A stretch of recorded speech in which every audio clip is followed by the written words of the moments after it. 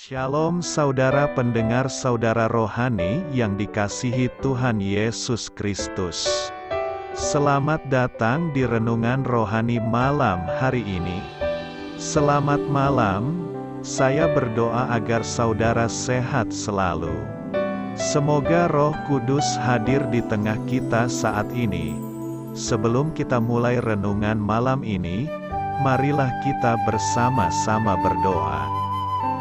Bapa kami yang di surga, Bapa di dalam nama Tuhan Yesus Kristus, kami sungguh mengucap syukur, ya Tuhan, oleh karena Engkau sangat baik buat kami.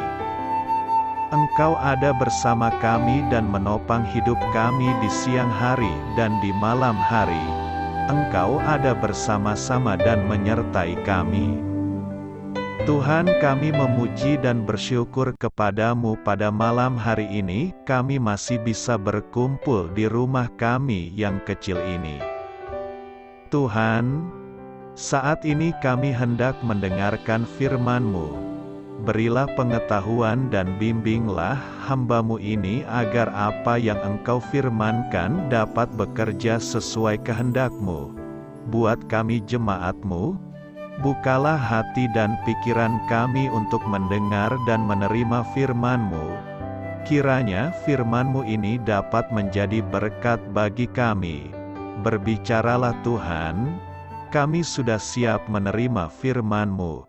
Di dalam nama Tuhan Yesus Kristus kami berdoa dan mengucap syukur. Amin. Sahabat saudara rohani, pembacaan ayat emas Alkitab renungan kita malam hari ini.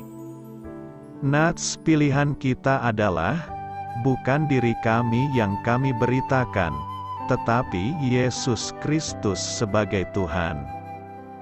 Tertulis dalam kitab 2 Korintus 4 ayat 5, bacaan kita pada malam ini terambil dari kitab 2 Korintus 4 ayat 3 sampai dengan ayat 15.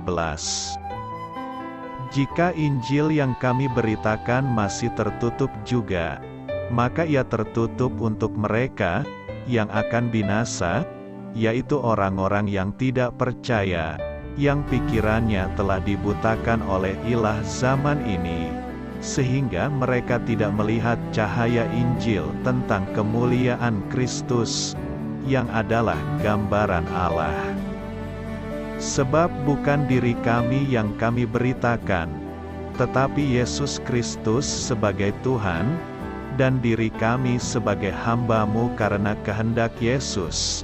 Sebab Allah yang telah berfirman, dari dalam gelap akan terbit terang, Ia juga yang membuat terangnya bercahaya di dalam hati kita, supaya kita beroleh terang dari pengetahuan tentang kemuliaan Allah yang nampak pada wajah Kristus. Tetapi harta ini kami punyai dalam bejana tanah liat, supaya nyata, bahwa kekuatan yang melimpah-limpah itu berasal dari Allah, bukan dari diri kami. Dalam segala hal kami ditindas, namun tidak terjepit. Kami habis akal, namun tidak putus asa. Kami dianiaya, namun tidak ditinggalkan sendirian. Kami dihempaskan, namun tidak binasa. Kami senantiasa membawa kematian Yesus di dalam tubuh kami, supaya kehidupan Yesus juga menjadi nyata di dalam tubuh kami. Sebab kami, yang masih hidup ini, terus-menerus diserahkan kepada maut karena Yesus, supaya juga hidup Yesus menjadi nyata di dalam tubuh kami yang fana ini. Maka demikianlah maut giat di dalam diri kami dan hidup giat di dalam kamu. Namun karena kami memiliki roh iman yang sama, seperti ada tertulis, aku percaya, sebab itu aku berkata-kata, maka kami juga percaya dan sebab itu kami juga berkata-kata. Karena kami tahu, bahwa Ia, yang telah membangkitkan Tuhan Yesus, akan membangkitkan kami juga bersama-sama dengan Yesus, dan Ia akan menghadapkan kami bersama-sama dengan kamu kepada dirinya. Sebab semuanya itu terjadi oleh karena kamu, supaya kasih karunia yang semakin besar berhubung dengan semakin banyaknya orang yang menjadi percaya, menyebabkan semakin melimpahnya ucapan syukur bagi kemuliaan Allah. 2 Korintus 4 ayat 3 sampai dengan ayat 15. Topik dari ayat emas renungan kita adalah: kita yang mengenal sukacita keselamatan tidak boleh menyimpannya untuk diri sendiri. Mari kita mulai renungan malam kita. Judul renungan kita hari ini adalah menceritakan kebenaran, kisah inspiratif. Ketika Anda memikirkan istilah penginjilan, gambaran apa yang terlintas dalam pikiran Anda? Stadion besar yang penuh manusia, buku kecil dengan serangkaian diagram, seorang Kristiani yang mengenakan pin bergambar ikan, orang beriman yang taat, yang sedang berdebat dengan penyembah berhala, seorang wiraniaga yang sedang meyakinkan orang yang enggan untuk mencoba Yesus. Bagi sebagian dari kita, penginjilan adalah kata dengan 11 huruf yang dihindari.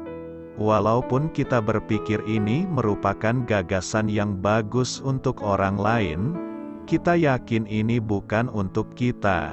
Kita tidak cocok untuk menjadi penjual, ataupun cukup mahir untuk berdebat dengan orang non-Kristiani.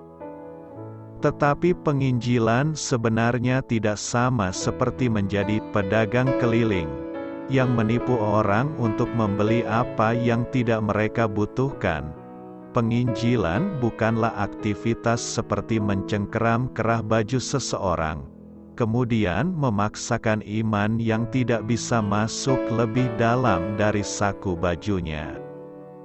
Alangkah seramnya dakwaan ungkapan ini. Anda bisa mengenali orang-orang yang telah diinjili olehnya dengan melihat penampilan mereka yang tampak murung. Penginjilan adalah menceritakan kepada orang lain apa yang kita ketahui mengenai Yesus. Bukan diri kami yang kami beritakan, tetapi Yesus Kristus sebagai Tuhan. 2 Korintus 4 ayat 5, tidak ada tipu muslihat, tidak ada penipuan.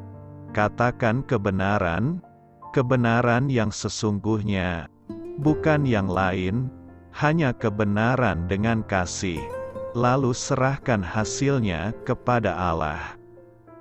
Amin. Marilah kita renungkan di dalam hati kita. Pada masa kini ada banyak gereja yang mengajarkan pengajaran yang tidak sesuai dengan kebenaran firman Tuhan. Orang-orang yang datang bukan karena tertarik dengan firman Tuhan, tetapi mereka senang dan cocok karena memperoleh apa yang sesuai dengan kemauannya, banyak tertawanya, lucu, dan lain-lain.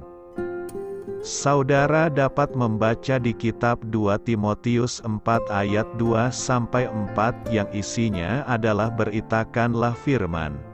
Siap sedialah baik atau tidak baik waktunya. Nyatakanlah apa yang salah. Tegurlah dan nasihatilah dengan segala kesabaran dan pengajaran. Karena akan datang waktunya, orang tidak dapat lagi menerima ajaran sehat, tetapi mereka akan mengumpulkan guru-guru menurut kehendaknya untuk memuaskan keinginan telinganya. Mereka akan memalingkan telinganya dari kebenaran dan membukanya bagi dongeng. Di dalam kitab Roma 5 ayat 17, sebab, jika oleh dosa satu orang, maut telah berkuasa oleh satu orang itu, maka lebih benar lagi mereka, yang telah menerima kelimpahan kasih, karunia dan anugerah kebenaran, akan hidup dan berkuasa oleh karena satu orang itu, yaitu Yesus Kristus. Kasih karunia yang benar itu memberi kekuatan kepada kita untuk menang atas dosa dan membebaskan kita dari dosa. Kita hidup dan berkuasa karena Yesus, karena kelimpahan kasih karunia. Semakin banyak ucapan syukur dari kita kepada Tuhan, maka di sorga ada sukacita yang luar biasa. Maka berkat semakin dicurahkan kepada kita oleh Tuhan. Tuhan pasti akan memakai kita secara luar biasa, tetapi kita harus selalu menyadari jika kita melayani Tuhan dan dipakai Tuhan luar biasa, semuanya itu karena kemurahan Allah. Kasih Tuhan tak pernah berkesudahan bagi Anda dan keluarga. Terima kasih Ibu, Bapak, saudara dan saudari sudah berkenan mendengarkan renungan malam saudara rohani. Tuhan memberkati. Amin.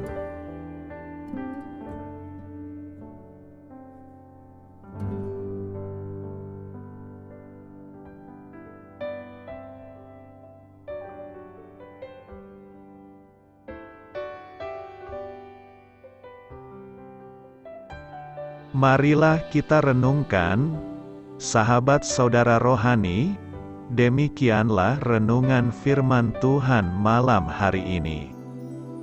Semoga menjadi berkat di dalam hidup kita dan menjadikan kita pribadi yang lebih baik. Sebelum kita beristirahat pada malam hari ini, marilah kita berdoa. Bapa kami yang di surga, Bapa, di dalam nama Tuhan Yesus Kristus, kami sungguh mengucap syukur, ya Tuhan, oleh karena Engkau sangat baik buat kami. Engkau ada bersama kami dan menopang hidup kami di siang hari dan di malam hari. Engkau ada bersama-sama dan menyertai kami, ya Tuhan Yesus. Kami mengucap syukur untuk firman-Mu, ya Tuhan, yang memberikan kami kekuatan dan menyadarkan kami bahwa kami tidak perlu takut dengan gelap dan malam. Sebab Tuhan, Engkau ada bersama kami. Engkau melindungi kami dan menjadi perisai bagi kami hamba-Mu berdoa saat ini. Tuhan, untuk setiap pendengar renungan ini yang mengalami ketakutan, kecemasan, kegelisahan, pada situasi gelap dan malam hari di dalam nama Tuhan Yesus Kristus. Kuasa Tuhan melepaskan mereka dari segala ikatan roh-roh ketakutan yang mengikat mereka saat ini. Tuhan melepaskan setiap anak-anak-Mu dari segala rasa takut dan kecemasan.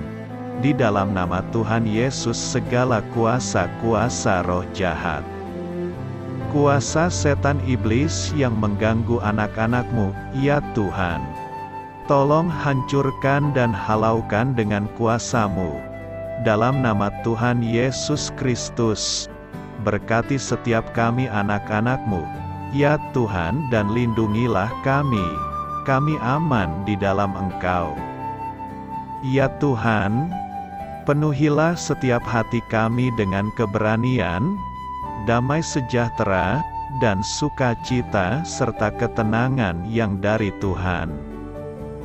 Berkati kami di malam hari ini, saat kami tidur dan beristirahat. Kuasa-Mu, ya Tuhan, menaungi setiap kami, memberkati dan melindungi kami. Bangunkanlah kami kembali besok pagi dengan kekuatan yang baru. Tubuh yang sehat diberkati Tuhan dan berkat-berkat yang baru Tuhan sediakan bagi kami. Terima kasih, ya Tuhan, kami sungguh mengucap syukur untuk firman-Mu yang menguatkan kami. Dalam nama Tuhan Yesus Kristus Juru Selamat kami, Bapa kami yang baik, kami mengucap syukur dan berdoa haleluya. Amin. Biarlah firman Tuhan menjadi pengingat untuk kita semua. bahwa tuntunan dari Roh Kudus akan selalu memberi jalan keluar bagi setiap permasalahan hidup kita, dan memberi kedamaian di hati kita. Amin. Sampai jumpa di renungan malam saudara rohani berikutnya.